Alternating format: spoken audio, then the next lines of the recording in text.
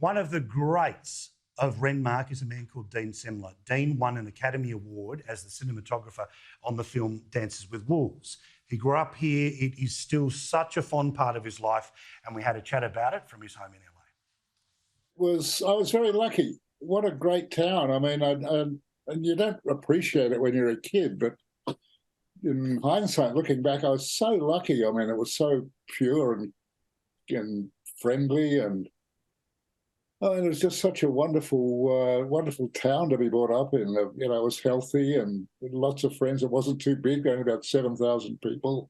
I was very lucky to be brought up there, and I really appreciate it now more than I did then. I think it was, even though I've been back a couple of times, I haven't been back now for, goodness me, about 10 years. When I was last there, I visited some children who wanted me to teach them how to make movies. It was still the same. It was better. It was different. It was, but it was still the same old Renmark, the same community spirit, the same sort of warmth of people and friendship. It's a special place. I know it's really hard to put into words, but what for you is so special about making movies?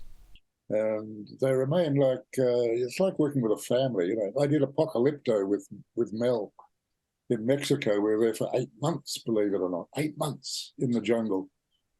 Best experience of my life ever. Forget it. Mel was the man. He was in charge, and he had the say from day to day. And I remember coming back to my home here after 8 months being away, and my wife Annie said, "You're walking around bumping into bloody walls. What are you doing?" I said, "Look, I've lived with a family for 8 months, 7 days a week, waking up every day and seeing them all, seeing them having dinner at night, working all day. It's hard to get away from that. It's hard to forget that, And she said, "Well, go and see your friends out at Panavision. Go and have a bloody talk to them." It's a wonderful career. God knows I envy anybody who could be lucky enough to do what I did. What I'm hopefully going to do a little bit more of, I don't know for sure, but we'll see. Dances with Wolves is, of course, your most decorated film. You won the Academy Award for it. It, of course, was directed by Kevin Costner. The sweeping landscapes of America remain sumptuous images to this very day.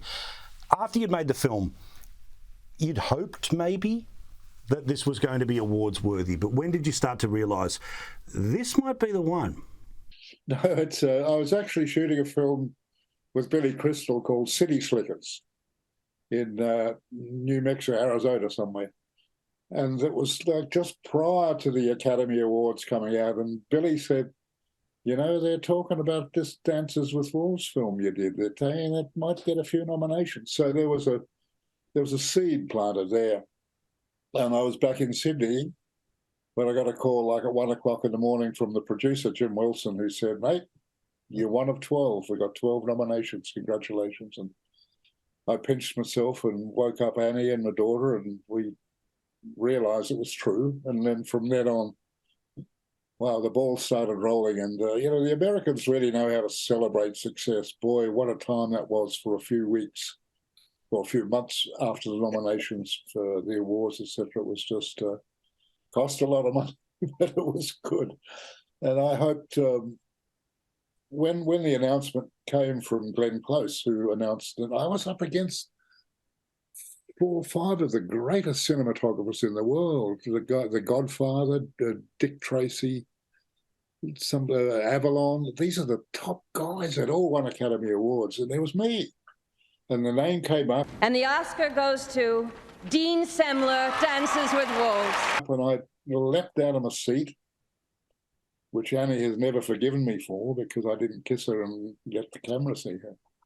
And went up, and I was just hoping that my fly was done up and that my voice would work, But it was a wonderful evening. It was just a fabulous evening, and it was the one of many. And it meant a lot to me then, but it meant more to me when I got on a Qantas flight to come home. I didn't realise how important it was to Australia. I got on a Qantas flight flying home, and the stewardess, the hostess, came up and said, "Mr. Semler, do you have it with you?" And I said, she said, "The Oscar." And I said, "Yes, I've got it and some other awards." She said, "Do you mind showing it to the captain and to the passengers?" And I said, "Oh, I don't." Then they're going to want somebody waking them up after 7 hours flying. They're all cranky, showing them a trophy. She said, "I think you'll find they'll like it." And they did. It was like, it was goosebumps when I walked down. It meant so much to my fellow Australians. It really did.